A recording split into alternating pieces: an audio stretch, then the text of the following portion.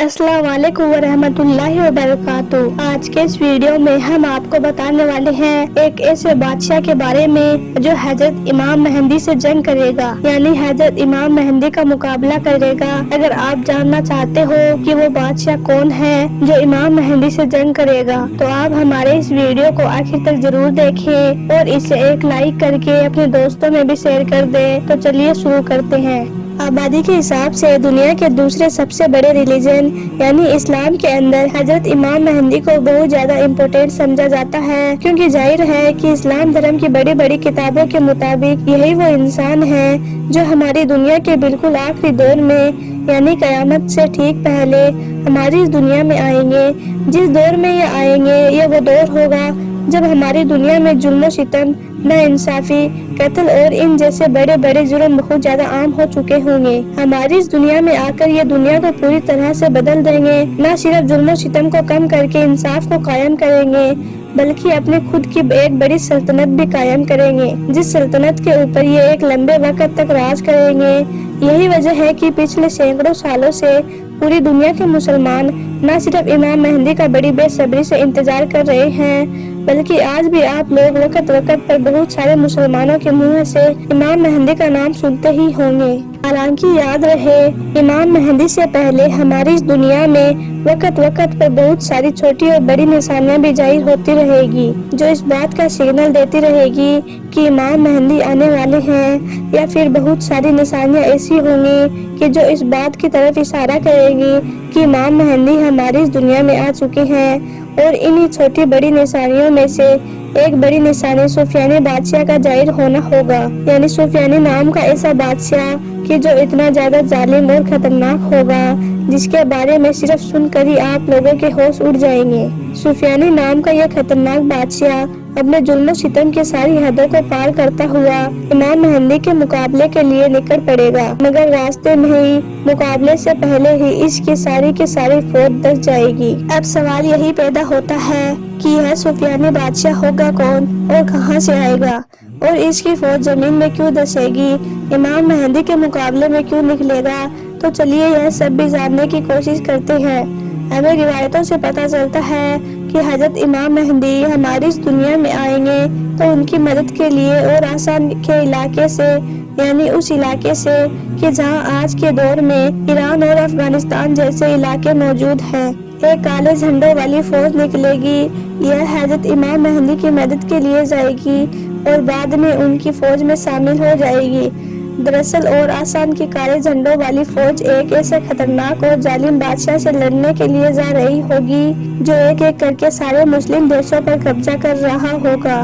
मगर रास्ते में यह खबर मिलेगी कि हजरत इमाम मेहंदी इस दुनिया में जाहिर हो चुके हैं, इसीलिए यह रास्ते में ही अपना इरादा बदलकर हजरत इमाम मेहंदी की तरफ निकल पड़ेगी।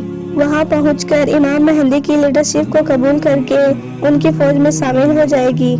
आपको बता दें कि हजरत इमाम मेहंदी का असली नाम मोहम्मद होगा और यह आखिरी पैगंबर यानी हजरत मोहम्मद सल्लल्लाहु ताला अलैहि वसल्लम की बेटी की नस्ल से होंगे।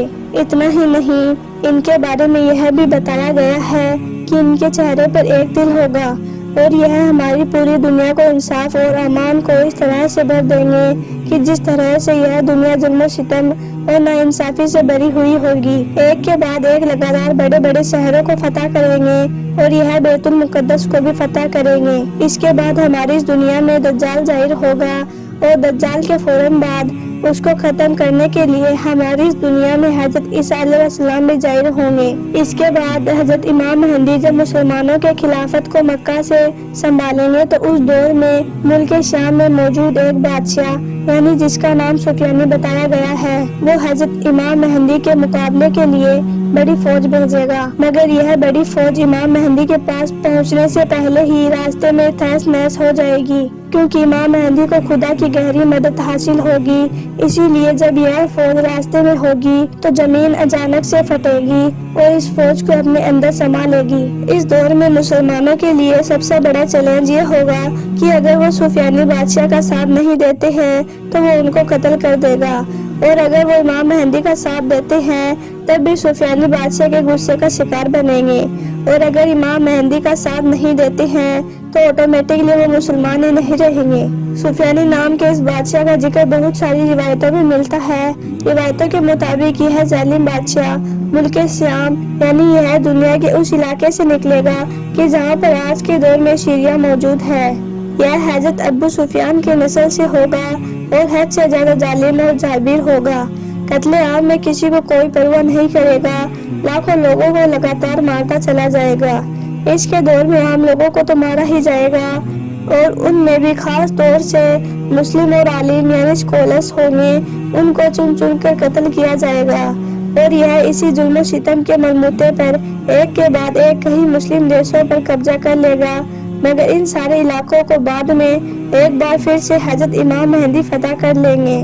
آپ کو بتا دیں کہ یہ اپنے سامنے بولنے والوں کو بھی قتل کرے گا اور ان عورتوں کا بھی قتل کرے گا جن کے پیٹ میں بچہ ہوگا، تاکہ ان کا بچہ لڑکا ہو تو وہ بڑا ہو کر میرے مقابلے کے لیے نہ نکل پڑے۔ یہ لوگوں کو موت کی سزا دینے کے لیے لوگوں کو ابلتے تیل میں لوگوں کی فرائی کرے گا۔ اتنا نہیں، یہ اپنے مخالف لوگوں کو بھی بہت ہی خطرناک سزائیں دے گا اور اس کا چہرہ بھی حد سے زیادہ ڈراؤنا اور خطرناک ہوگا۔ اس کے چہرے پر چیچک اور بہت سارے دانے ہوں گے کہ جس کو دیکھ کر لوگوں کو یہ محسوس ہوگا کہ شاید یہ کالا انسان ہے۔ سفیانی کے بارے میں حضرت امام صادق فرماتے ہیں کہ اگر آپ لوگوں نے سفیانی کو دیکھ لیا تو سمجھ لو کہ آپ نے سب سے والد اور سب سے گندے انسان کو دیکھ لیا۔ اور اس کے مطابق سفیانی کا جو کاروج ہوگا یعنی سفیانی جو نکلے گا وہ اسلامک کیلنڈر کے حساب سے رجب کے مہینے سے نکلے گا اور پہلے ملک شام کے آس پاس کے سارے علاقوں کو فتح کرتا ہوا پھر عراق کے علاقے پر حملہ کرے گا۔ عراق پہنچ کر بھی یہ بڑے پیمانے پر قتل عام کرے گا۔ ساتھ میں آپ کو یہ بھی بتا دیں کہ کچھ کتابوں کے مطابق اس کے نکلنے کا جو ٹائم ہوگا اور ختم ہونے کا ٹائم لگ بھگ 15 مہینے کا ہوگا اور اسی پورے 15 مہینے کے بیچ میں ہی وہ حملہ ہوگا کہ جب سفیانی کی پوری فوج زمین میں دسا دی جائے گی۔ سفیانی کی فوج کو امام مہدی کے آنے کی خبر ملے گی تو سفیانی اپنی فوج کو یہ آرڈر دے گا کہ امام مہدی کی فوج کا پیچھا کیا جائے۔ جب اس کی فوج امام مہدی کا پیچھا کرتے کرتے جب عرب کے ایک علاقے یعنی بیدہ کے پاس پہنچے گی تو وہاں پر بھی اچانک سے زمین پھٹ جائے گی اور سفیانی کی فوج کو زمین کے اندر دسا دی جائے گی۔ پوری فوج میں 2 ہی ایسے شخص ہوں گے جو اپنی جان بچا سکیں گے اور یہ دونوں ہی شخص بھاگتے بھاگتے سفیانی کو پورے میٹر کی خبر دیں گے۔ ویسے اگر دیکھا جائے تو سفیانی اور دجال کا مقصد سیم ہی ہوگا اور دونوں کام بھی سیم طرح کے ہی کریں گے، مگر فرق صرف اتنا ہوگا کہ جہاں ایک طرف دجال کی ساری سازشیں چھپی ہوئی ہوگی اور وہ لوگوں کو دھوکہ دے کر گمراہ کرے گا، اور وہیں دوسری طرف سفیانی کی سازشیں چھپی ہوئی نہیں ہوگی بلکہ وہ تو کھلے عام مخالفت کرے گا۔ اتنا ہی نہیں، پوری تیاری کے ساتھ جنگ بھی کرے گا۔ آج کا ویڈیو یہی تک ہوگا۔ اگر آپ کو ویڈیو ذرا بھی پسند آئے تو ایک لائک کر کے اسے اپنے دوستوں میں شیئر بھی کر دیں تاکہ یہ ویڈیو زیادہ سے زیادہ مسلمانوں تک پہنچ سکے۔ تو چلیے ملتے ہیں کل ایک نئے ویڈیو کے ساتھ۔ خدا حافظ۔